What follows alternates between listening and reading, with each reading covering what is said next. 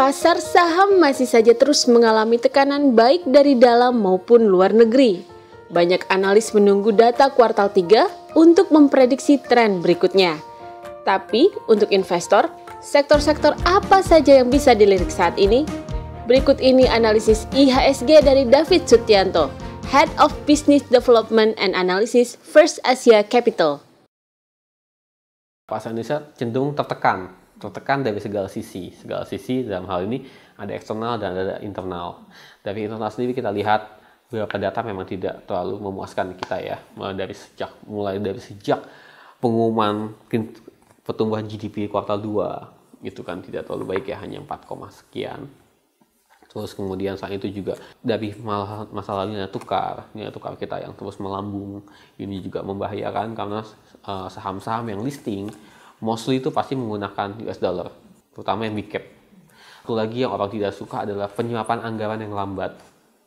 Kenapa orang tidak suka? Karena ini membuat tidak balance. Pemerintahan Jokowi waktu pertama kali awal masuk menerapkan sistem ekonomi yang ketat, artinya pajak digalakkan, tarifnya dinaikkan, subsidi dicabut.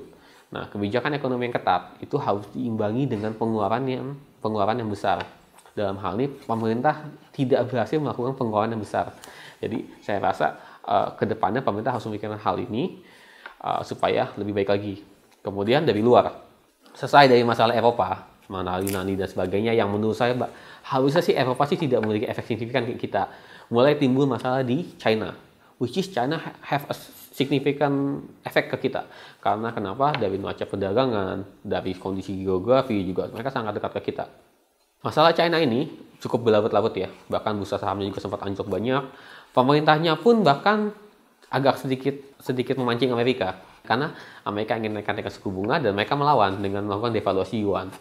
Dan ini yang membuat Indonesia semakin terjepit, karena Amerika dan China, perdagangan Indonesia yang paling besar kita trade ke Amerika, China, dan Jepang. Jadi kalau dua ini saling gontok-gontokan, Indonesia akan semakin tertekan, sehingga IHSG kita sangat tertekan. Dan ini juga dibuktikan dengan flow dana asing di Bursa Efek Indonesia yang terus melakukan aksi jual. Dan kemudian para fund-fund lokal juga saya rasa masih wait and see. Dan terakhir di minggu ini, stimulusnya untuk buyback kan katanya dibatalkan. Kalau kondisi eksternal, kita tidak usah pusingin. What happen, apapun yang kita lakukan, base effort seperti apapun, intervensi seperti apapun, tetap kita tidak akan bisa melawan. Jadi sebaiknya ya kita pasrah saja. Yang perlu kita lakukan adalah memperbaiki diri sendiri. Sampai kapan IHSG akan terus tertekan? Saya rasa September ini akan cukup berat bagi IHSG. Kemudian saya baru akan lihat rise auto optimis. Itu mungkin sekitaran akhir September, di mana mungkin data-data di kuartal ketiga akan dirilis. Kita lihat nanti datanya bagaimana. Kalau datanya, terutama di serapan anggaran ya. Kalau serapan anggaran sudah membaik, saya yakin IHSG masih akan bisa bergerak cukup baik ya. Tapi kalau datanya juga masih negatif, saya rasa kita baru akan good mungkin di akhir tahun atau tahun depan.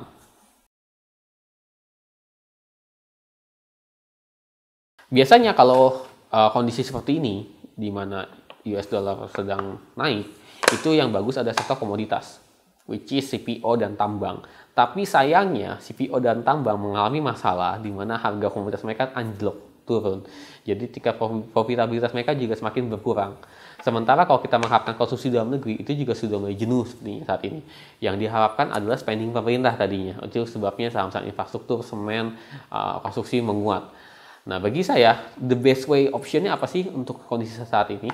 Bagi saya adalah kita cari saham-saham yang defensive line. Dalam hal ini mungkin sektor konsumer itu masih merupakan defensif. Kemudian kalau kita mau spekulasi, tetap kita kembali ke saham-saham tambang dan CPO. CPO dan tambang, terutama untuk CPO tahun ini kena hantaman double. Jadi harga saham, jadi kinerjanya pasti sangat jelek sekali. Itu merupakan potensi di mana pasti harganya sangat murah sekali. Kemudian tambang-tambang juga sudah sampai 3 tahun belakangan ini kan harganya terus di bawah. Dan saya lihat tren penurunan harga komoditasnya juga tidak terlalu banyak. Jadi kalau mau spekulasi bisa masuk ke sana dulu gitu.